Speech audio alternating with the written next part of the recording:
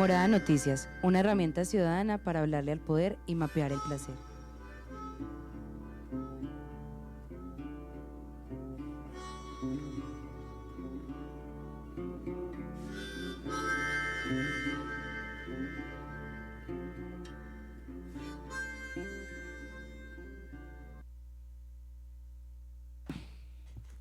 Hola, hola, bienvenidos de nuevo a Morada Noticias. Buenas tardes para los que se conectan con las voces de los soñadores que les narran la actualidad de Medellín, Antioquia y Colombia. Hoy en la cabina de Morada Estéreo, transmitiendo para ustedes Laura Bayer, quien les habla, Dani Arbeláez en la magia de la consola y con la participación de los editores de Ciudad, Tati Tenshi Cortés y Juanjo Orozco. Están por acá para narrarnos sus escritos y sus desarrollos narrativos en este miércoles de Rutas y Sombras, esperando a que nos llegue nuestro reportero que estaba desde la calle captando historias y entrevistas para ustedes, George Varela. Mientras tanto, Dani Arbeláez, buenas tardes, ¿cómo estás?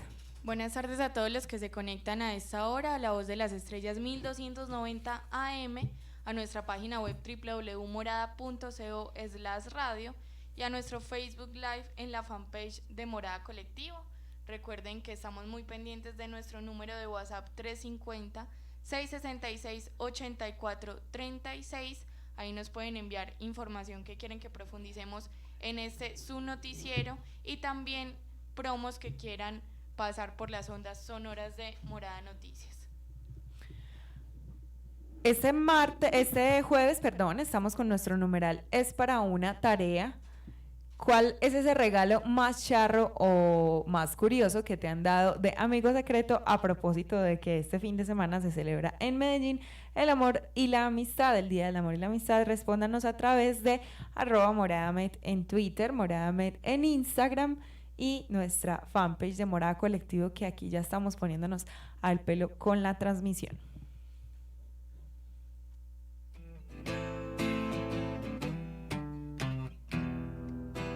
Las voces de los soñadores se unen para preguntarle al poder.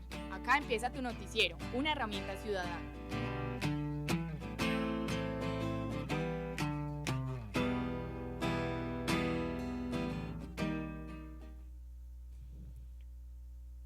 A propósito de los recientes sucesos violentos que han atravesado departamentos como el Cauca y como el mismo Antioquia, hoy hablaremos de violencia electoral y estas elecciones que de nuevo parecen estar pasadas por sangre después de tener las elecciones más tranquilas de la historia hace nada más un año, cuando elegimos a los representantes a la Cámara, a los senadores y el presidente de la República.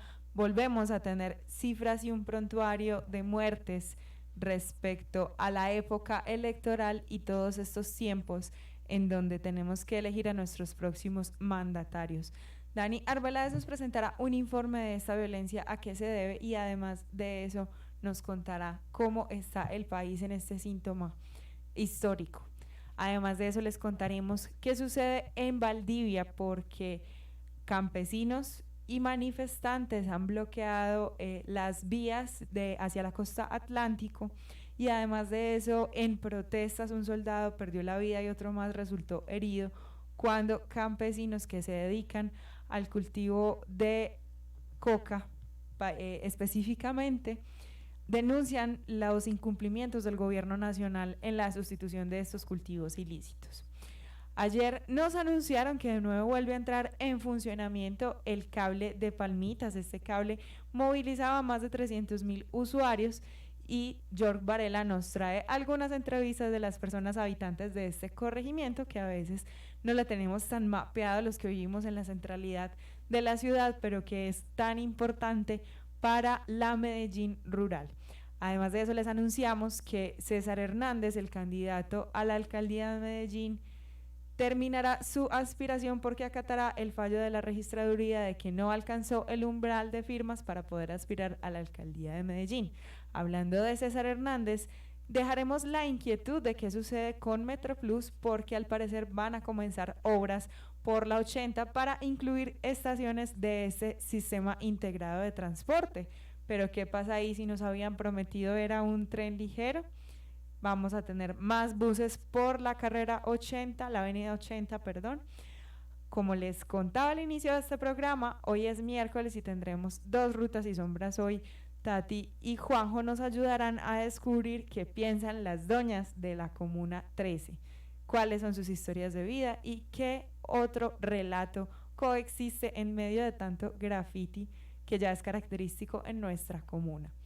Seguiremos conversando de más noticias, les pondremos canciones porque es necesario escuchar la ciudad a que suena Medellín y tendremos algunos anuncios al final del programa. Bienvenidos a Morada Noticias.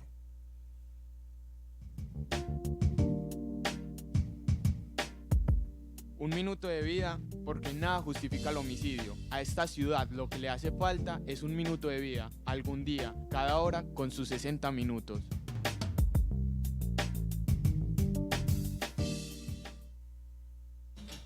El día de ayer en la ciudad de Medellín no fue asesinada ninguna persona.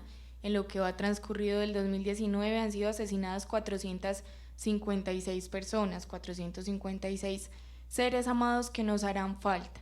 Queremos dedicar un minuto de vida porque nada justifica el homicidio.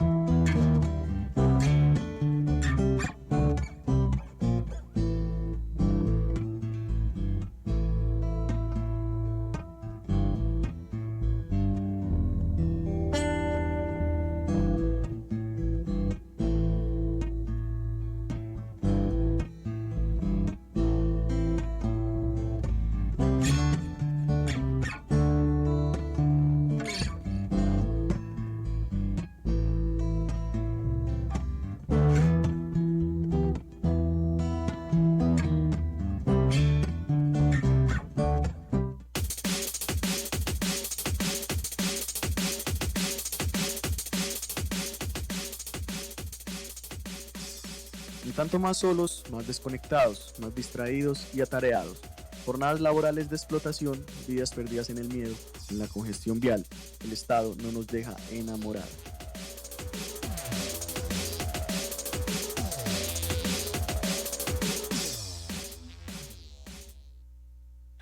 A propósito del asesinato de Orley García, este candidato a la alcaldía de Toledo que fue asesinado en los días anteriores, ayer en el Consejo de Seguridad de la Gobernación de Antioquia se discutió de nuevo el tema de las personas que están siendo amenazadas, candidatos en esta época electoral.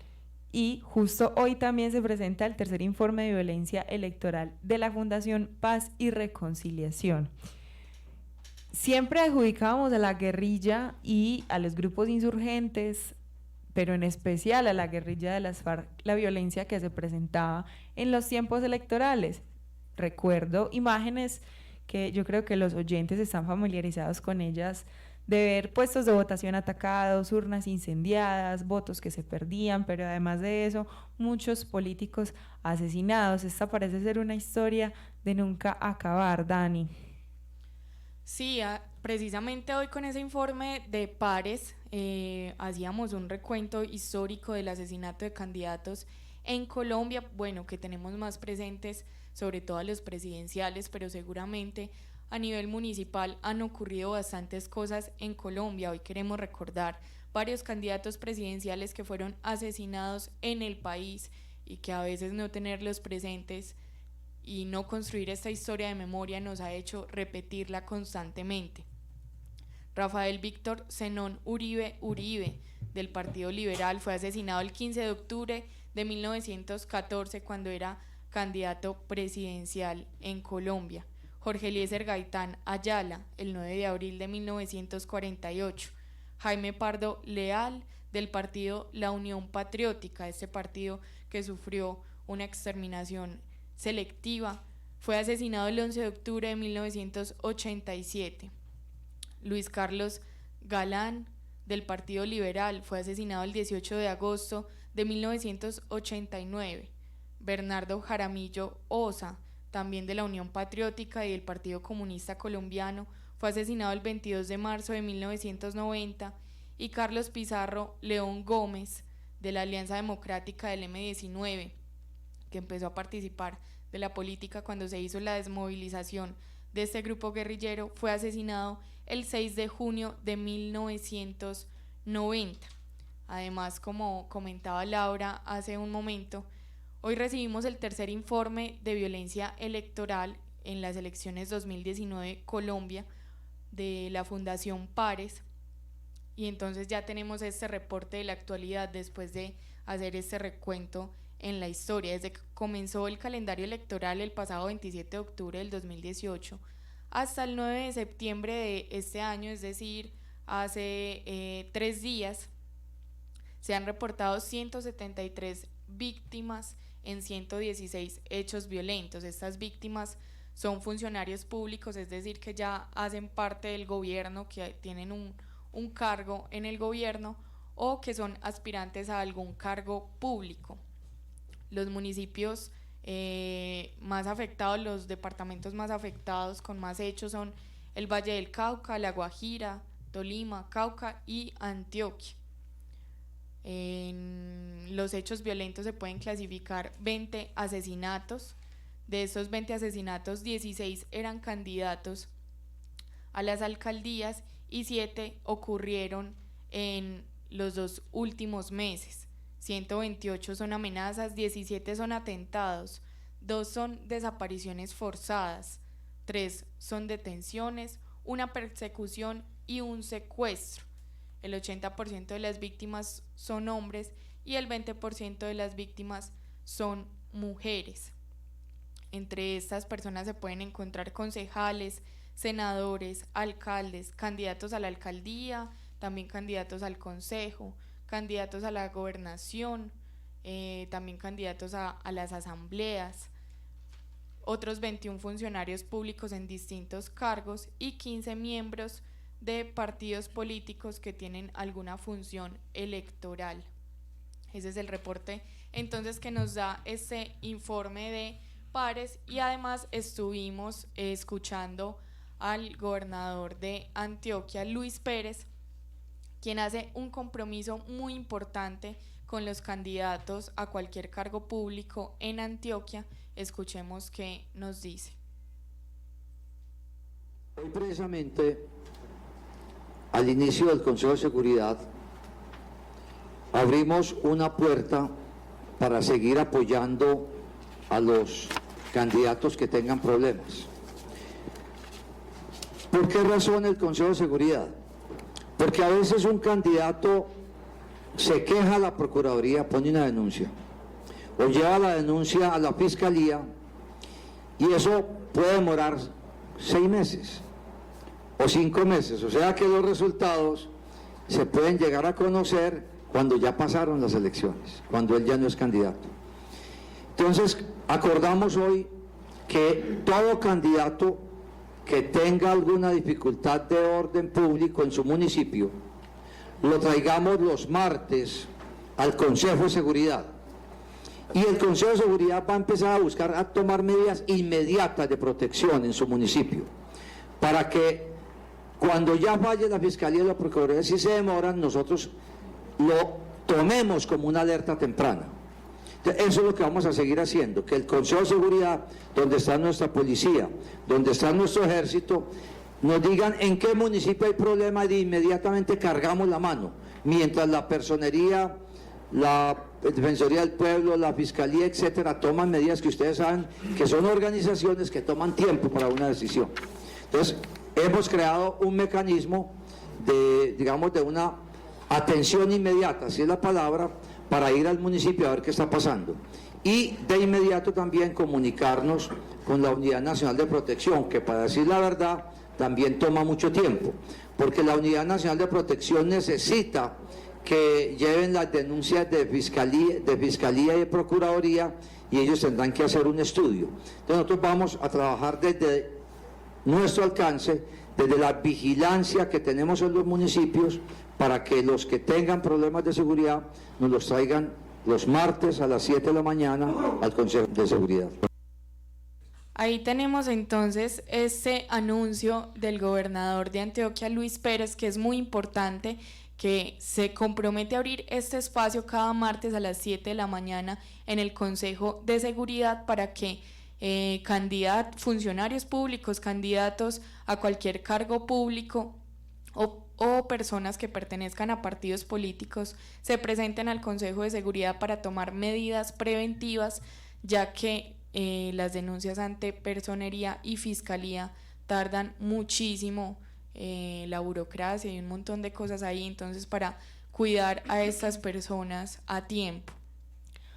Ahí tenemos la similitud con el protocolo de nada justifica el homicidio, que se trata de rescatar a esas personas en riesgo de ser asesinadas, y uno de los profundos riesgos que está sufriendo Antioquia en este momento es la situación de orden público en el Bajo Cauca. Desde Valdivia nos llega la noticia de que hubo una manifestación de un grupo de campesinos que denuncian incumplimiento del plan de sustitución de cultivos ilícitos que bloquearon la vía a la costa atlántica.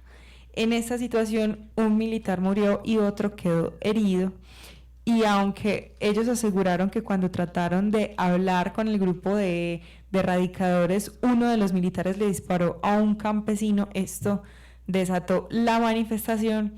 También desde el municipio de Valdivia, con los compañeros de Azorredes, nos reportan que hay mucha presencia del ELN en este territorio.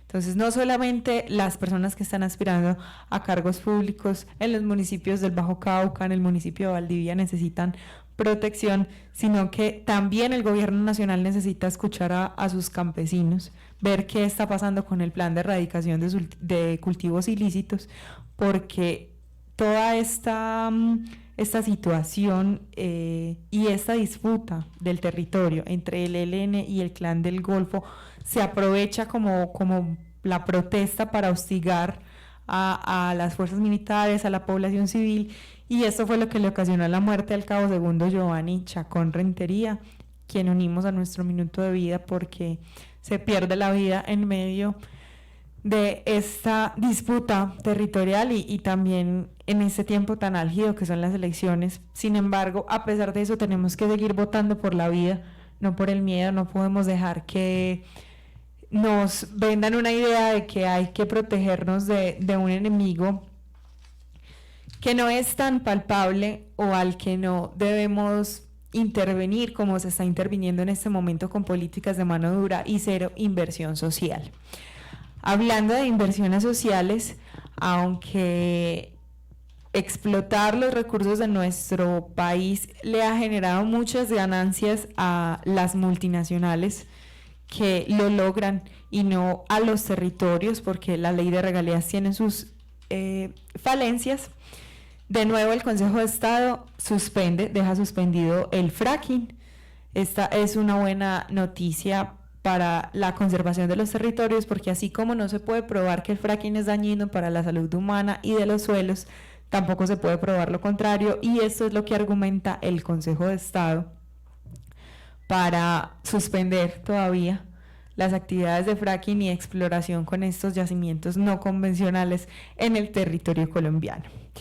Ya es hora de hablar un poquito de Medellín. Chicos, ¿ustedes qué imagen tienen por allá de un corregimiento llamado San Sebastián de Palmitas?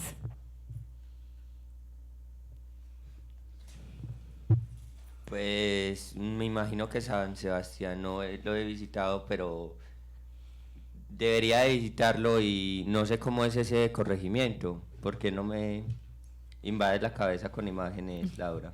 Vamos a darles una pincelada a los oyentes de que Palmitas, por ejemplo, se puede llegar un poquito más arriba de San Cristóbal, queda en esa vía por el túnel de Occidente, y es como cuando uno pasa por la carretera hacia el occidente, como pueblos como San Jerónimo, Santa Fe de Antioquia, uno lo ve como un pueblito montado en la cima de una montaña, valga la redundancia, muy colorido, y su casco urbano lo creemos muy alejado este centro de Medellín y todo lo que nos parece que es Medellín, pero aporta una gran cantidad de suelo rural que tenemos. Y además de eso, tenía hace tiempo un cable que dejó de funcionar durante 2 años y hoy por fin vuelve a ponerse en funcionamiento. George Varela, que no nos acompaña hoy, estaba por allá conversando con los habitantes, porque vamos a ver, por ejemplo, qué dicen esas voces, porque al tener esa concepción nosotros de que son un pueblito que están por allá apartados, ¿será que ellos también se sienten que están por fuera de la ciudad o que no pertenecen a Medellín? Escuchemos algunas de las voces que nos envía York de las entrevistas que le realizó a los habitantes que ya recuperan su medio de transporte, este cable aéreo. Se pueden sentir muy solos. Pues cuando se dañó el cable, los más perjudicados eran los de la vereda, la vereda La Teresita y el Morrón. Y entonces ya les tocaba ya viajar más lejos, les costaba más los pasajes, entonces por vías. Y ustedes ahora que, pues los que trabajan en mototaxis y demás, ahora que el cable lo arreglaron, ¿qué? No, ya disminuye un poquito el transporte, ya así funcionando, ya mejora el transporte para esa comunidad. Es que no solamente para la comunidad de San Sebastián, sino también a las 3 veredas que pertenecemos, porque sin ese cable los jóvenes que van a estudiar a la universidad y los del colegio es una odisea para ellos caminar a la una porque es muy lejos.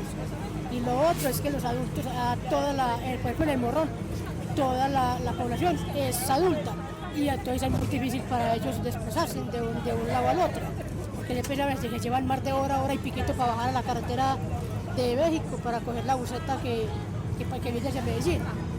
Entonces eso para ellos es muy delicado eso. Ahora es muy bueno, ya gracias a Dios que lo colocaron, porque ya al menos ya se va a mejorar un poquito más la calidad de vida ya, tanto para transportar todo lo que cultivamos, como también para los jóvenes y los estudiantes todos que van a estudiar y también para nosotros los que vamos a citas médicas, citas con especialistas que se habían perdido porque no teníamos acceso a tiempo para salir a la cita, no la podíamos cumplir porque los carros que pasan allá son con tiempos muy limitados y una vez no nos alcanzaba.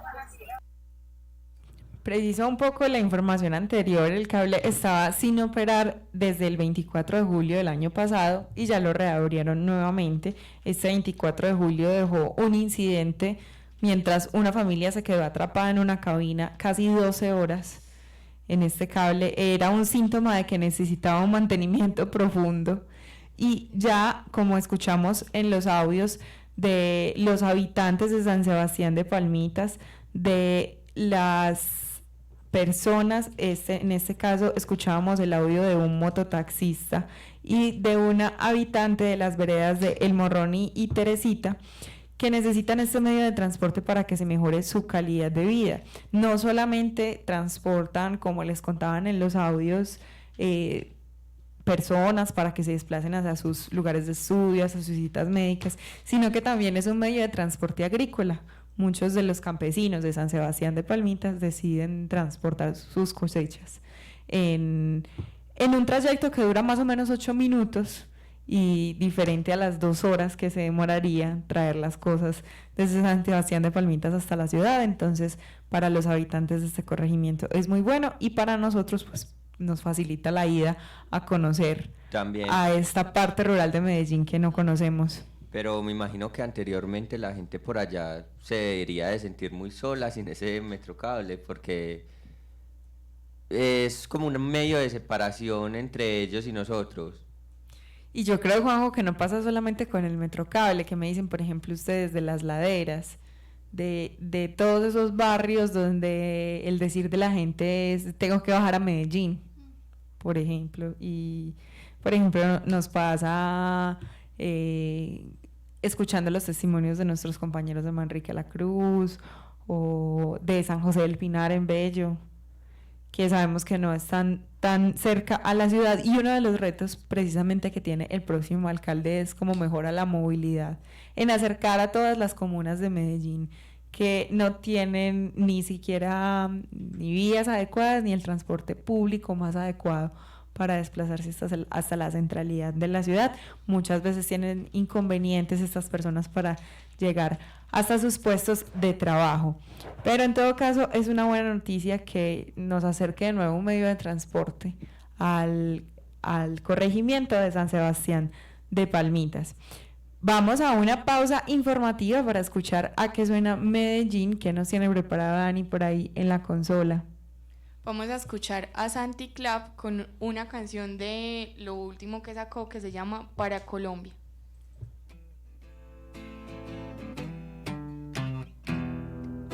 La ciudad, el barrio, la cuadra, la esquina. A esto suena Medellín.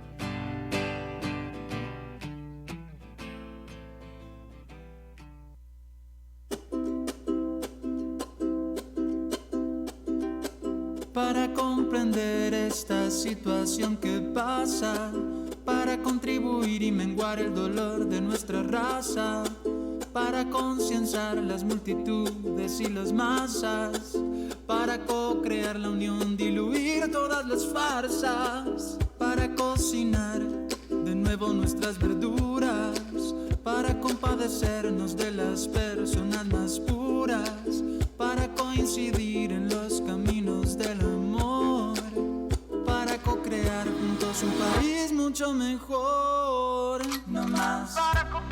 No más para Colombia. No más para Colombia. No más para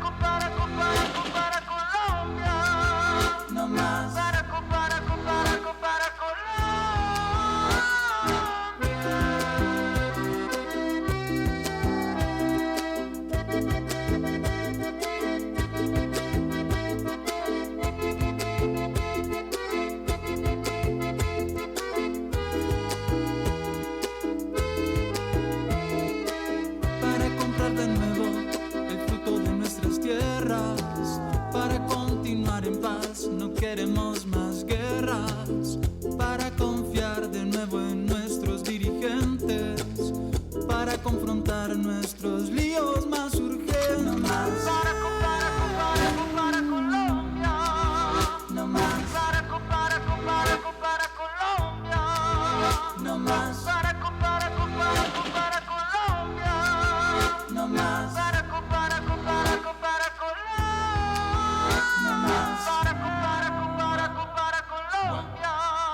No más para Colombia. No más para Colombia. No más para Colombia. No más para Colombia.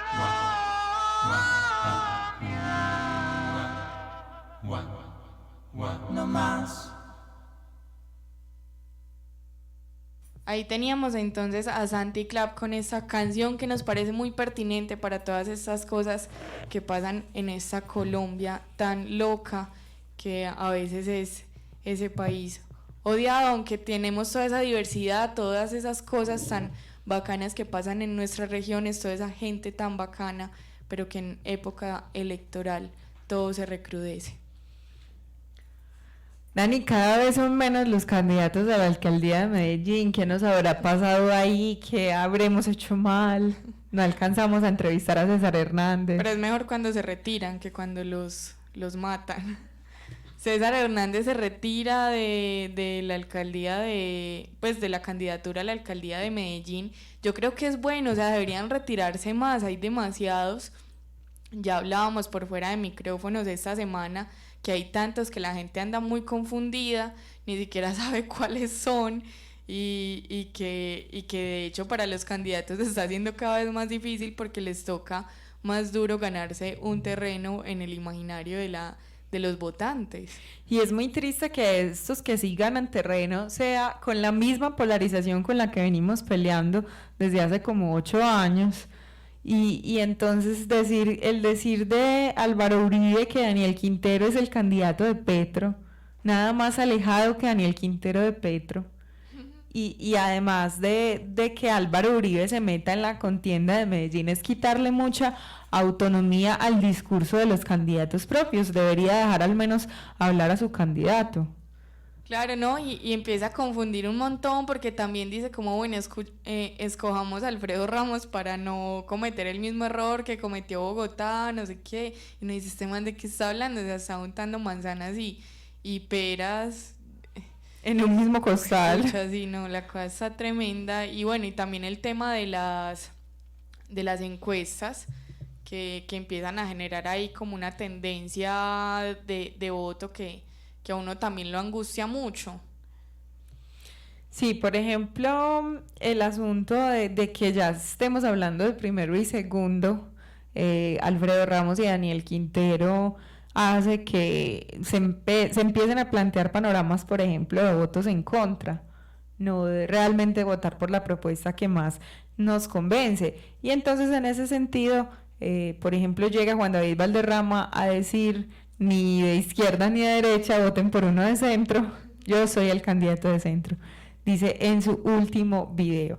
La invitación de Morada Noticias es a leer juiciosamente nuestro tarot electoral para que vean nuestras predicciones de lo que se convertirá Medellín. Si gana el candidato que usted está pensando, puede buscar y coleccionar las cartas de el candidato de su preferencia ahí en nuestra sección del noticiero en la página de Morada, en Tarot Electoral. Les debemos los de Beatriz Rabe y Víctor Correa, pero esperamos emitirlos esta semana.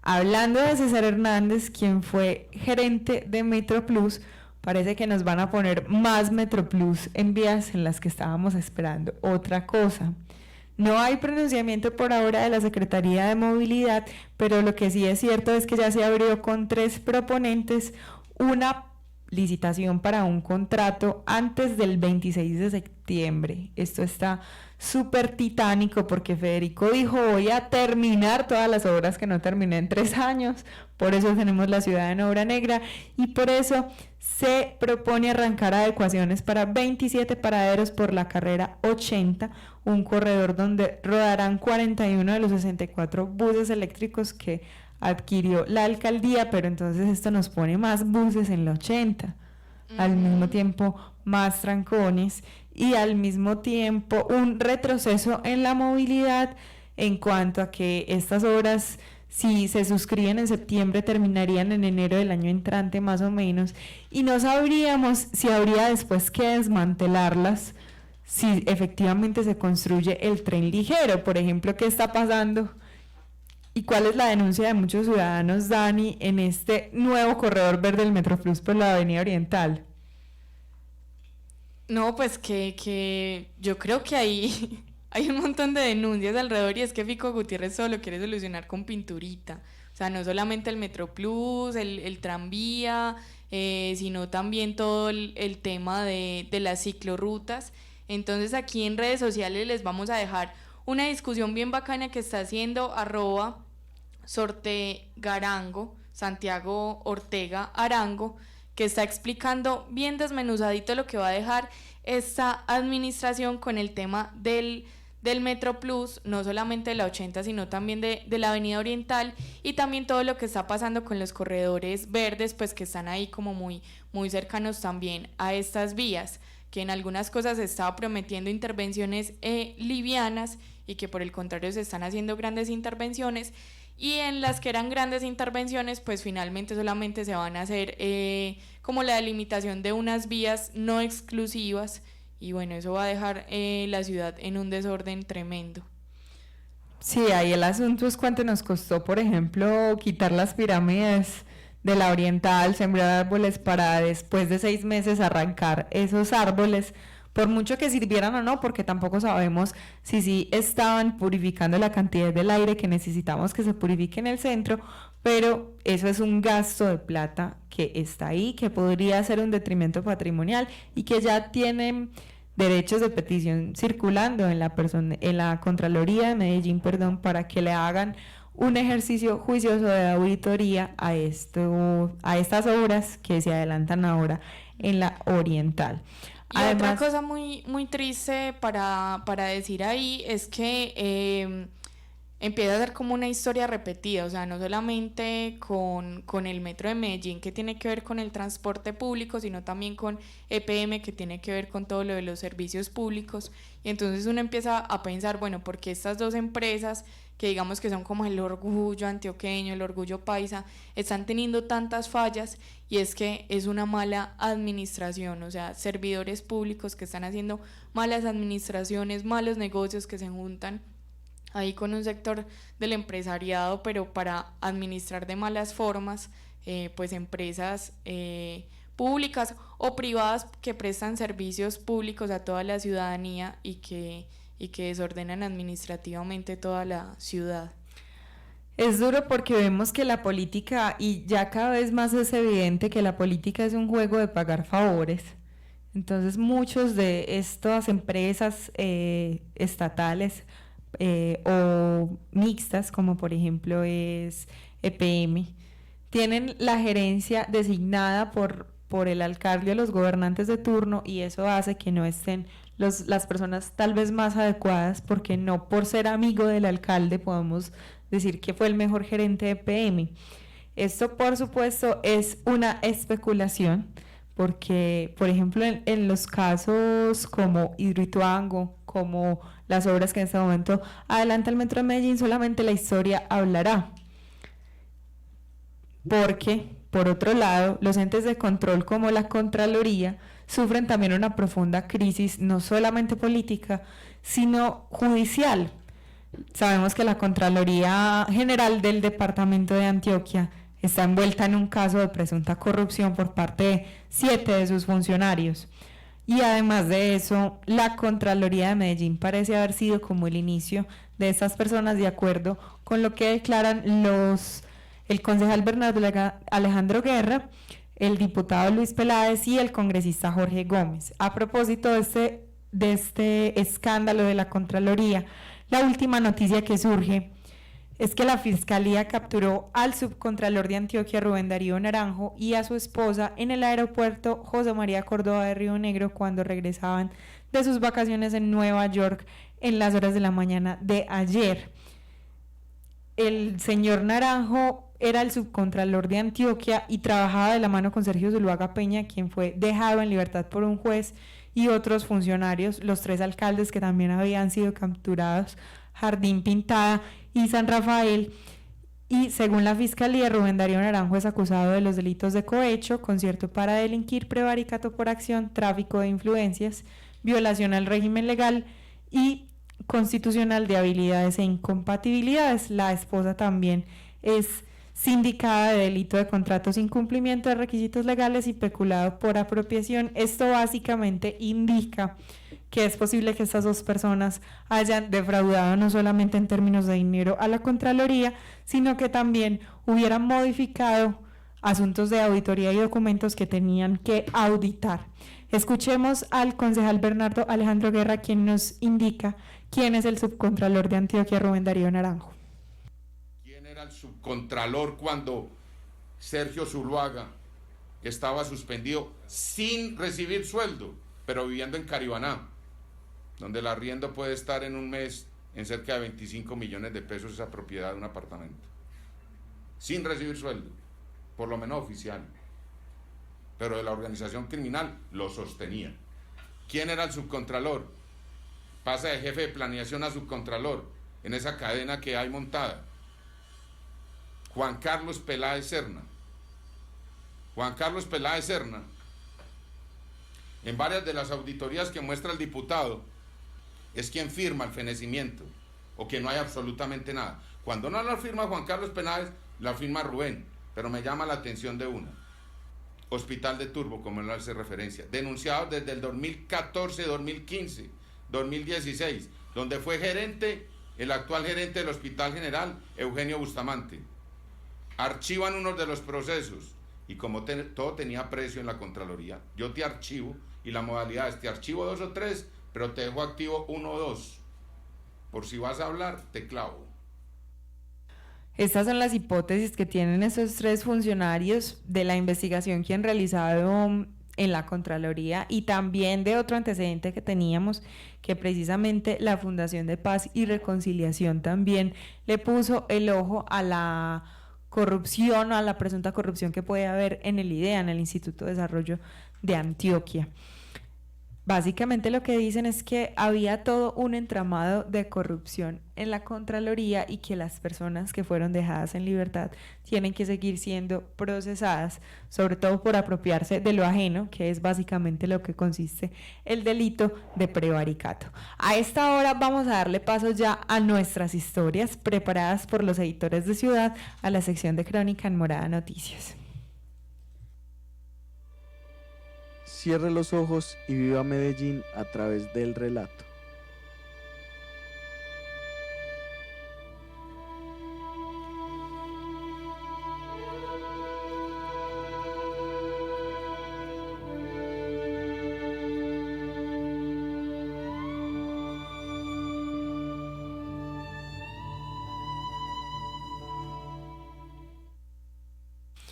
La semana pasada, y de hecho después de un proceso de varias semanas haciendo algunas visitas en la Comuna 13, los editores de Ciudad tuvieron la oportunidad de compartir algunas historias con miembros del Partido de las Doñas. Cuéntenos un poquito, chicos, cómo fueron estos encuentros.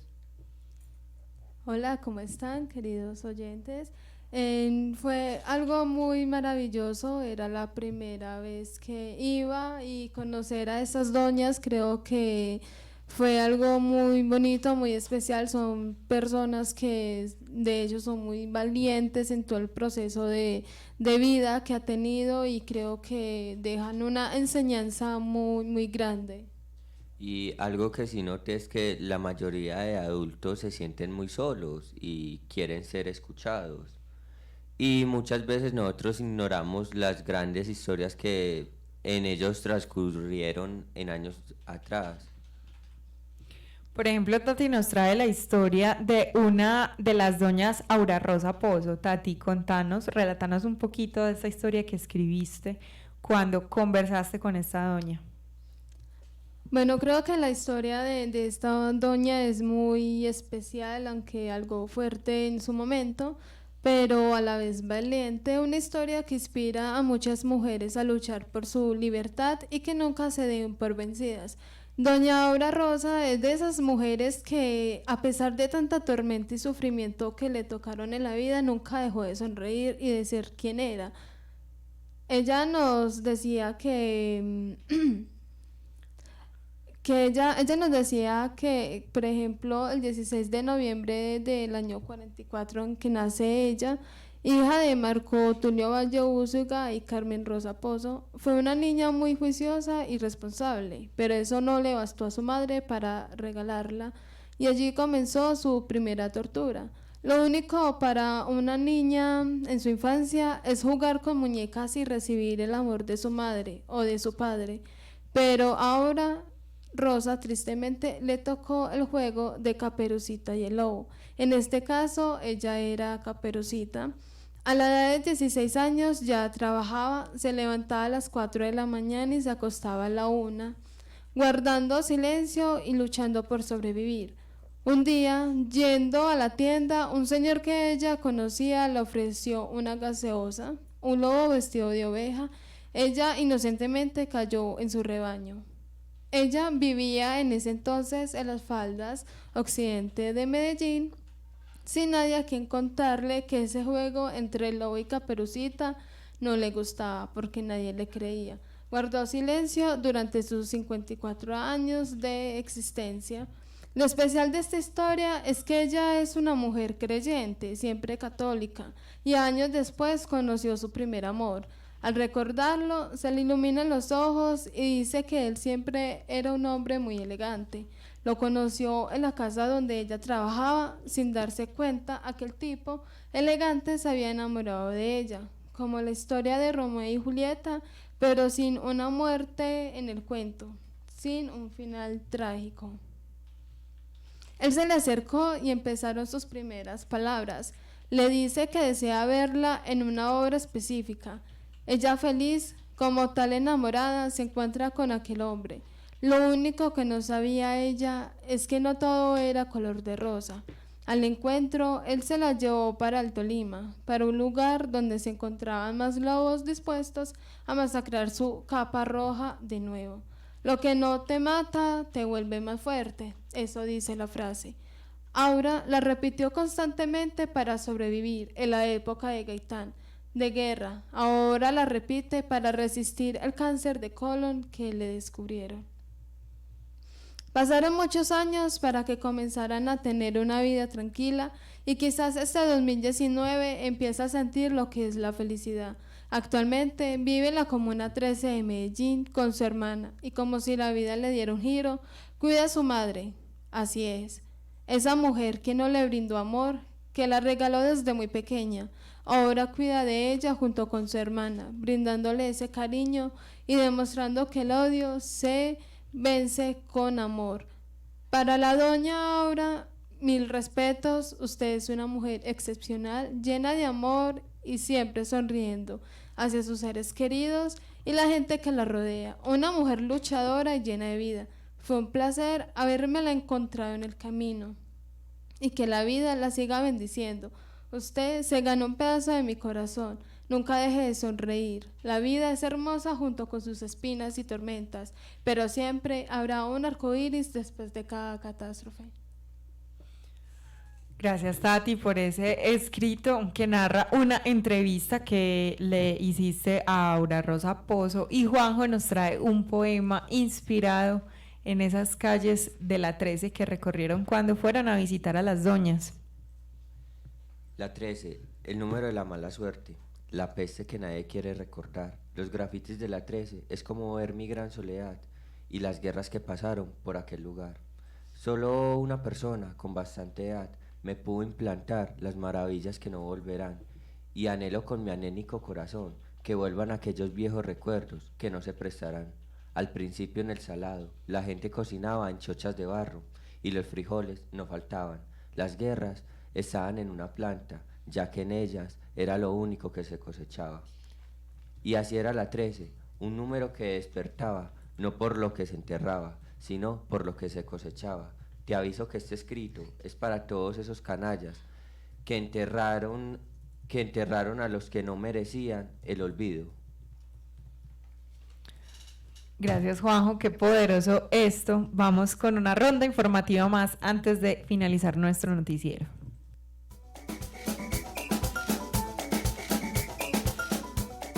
El cotejo, el fresco, las banderas, el movimiento, deportes en Morada Noticias.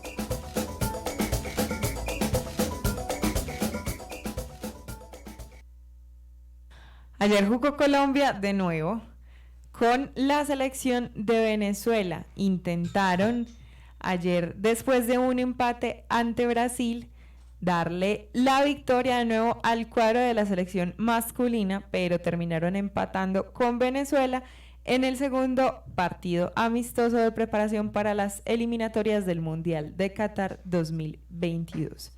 El entrenador portugués Carlos Queiroz venía de tener una destacada actuación en Brasil, como manejando a estos jugadores importantes en la nómina de Colombia que hoy se destacan, como Luis Fernando Muriel, como Mateus Uribe, Roger Martínez, Estefan Medina, pero anoche no fueron inicialistas y dominamos el partido, pero nos faltó definición en el arco.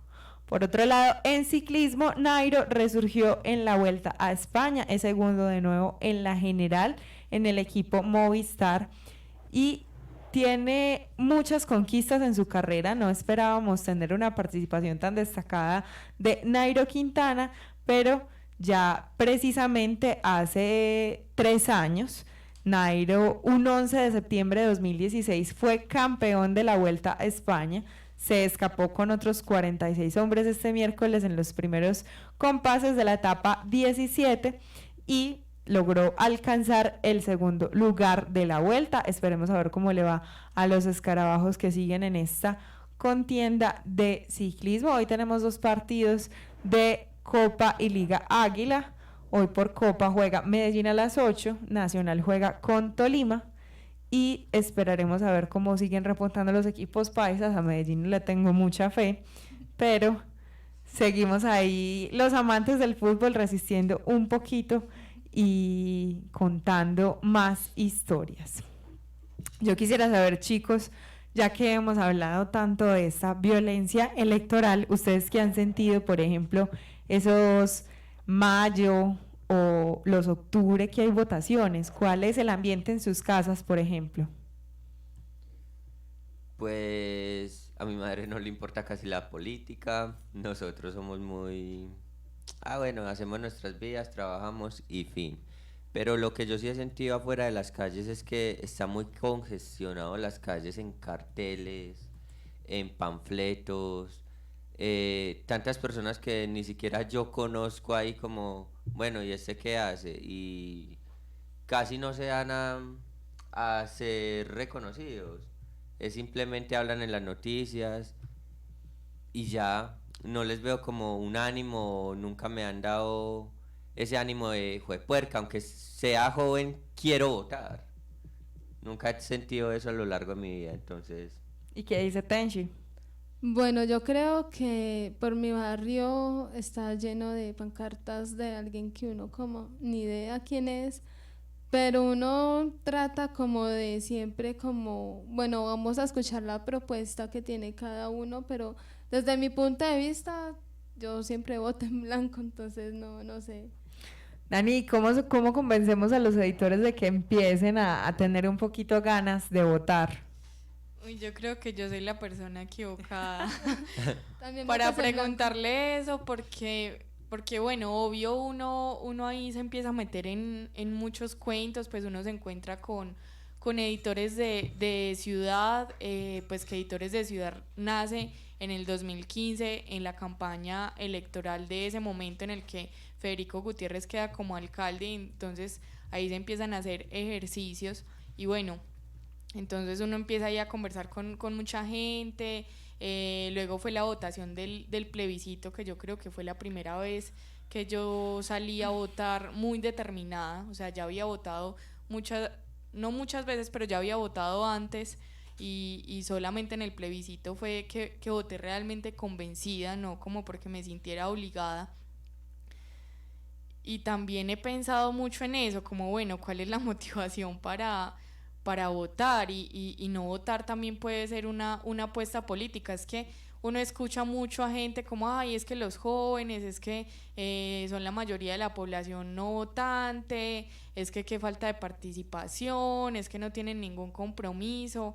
Pero pucha, no se han hecho la pregunta nunca de por qué es que no queremos votar, porque es que no nos da la gana de votar. O sea, para mí el domingo de votación siempre es como una mamera, como que bueno, voy y lo hago porque siento ahora que tengo un compromiso, y sobre todo en las últimas elecciones que se dio muy fuerte esto de que Fajardo promovió el voto en blanco, y digamos que por eso le echaron la culpa de que quedara Duque. Entonces yo ahora me siento como, pucha, no puedo dejar de votar, porque es que si no voto es más probable que quede el que no quiero. Pero entonces luego uno de tener esa sensación, igual queda el que uno no quiere.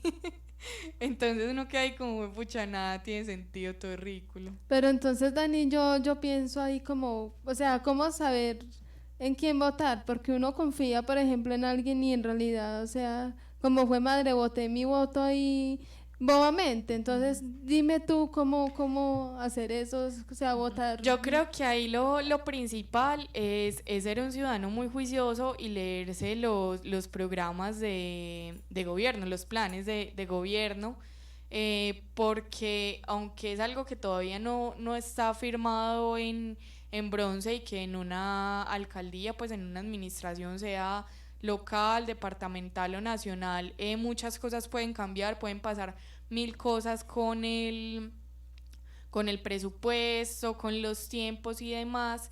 Es la carta de presentación de los candidatos, y uno como ciudadano puede hacerle veeduría a eso, y es lo que hemos estado haciendo en Morada Noticias estos días con el tarot electoral, y es leernos muy juiciosos eso, porque en el momento en que un candidato quede, nosotros le podemos reclamar todo lo que tenía inscrito. Entonces, hey, no has hecho eso, prometiste tal cosa, tal otra. Entonces yo creo que eso es lo que nos hace falta, o sea, salir a votar, obviamente votar por el que más nos convence, por sus capacidades y demás.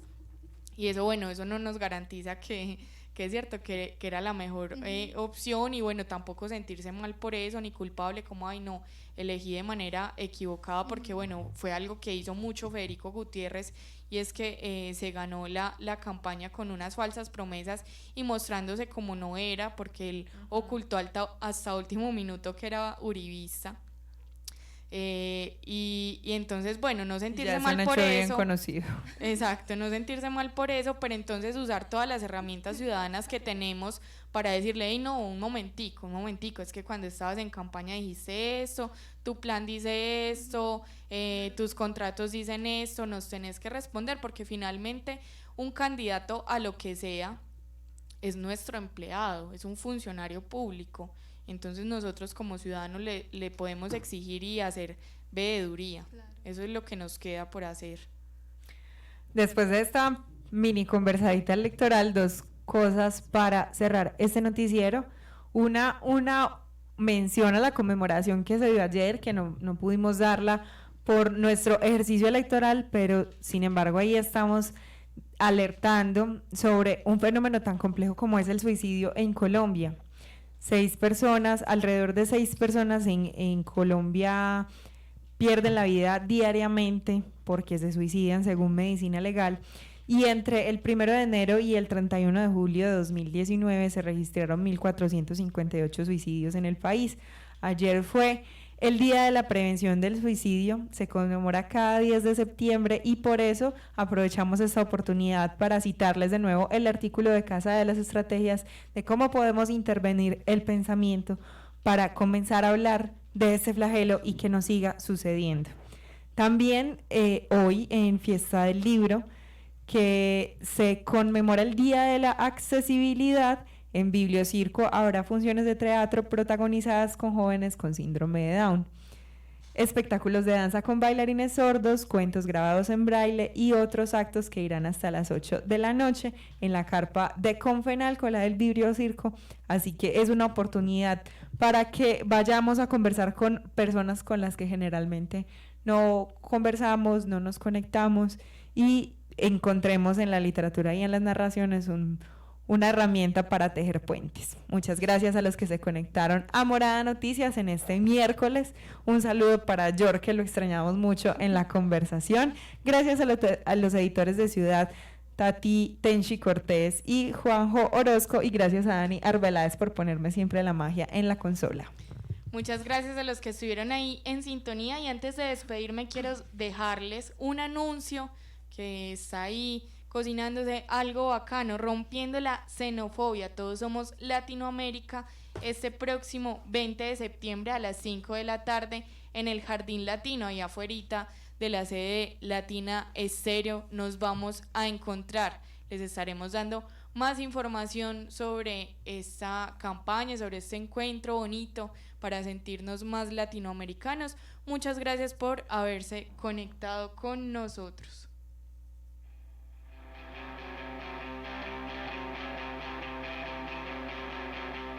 ¿Tienes algo que decir? Morada Noticias es el espacio para tu radiocolumna. Escríbenos a info@morada.co o al WhatsApp 350-666-8436 con tu propuesta sobre arte, ciudad y amar.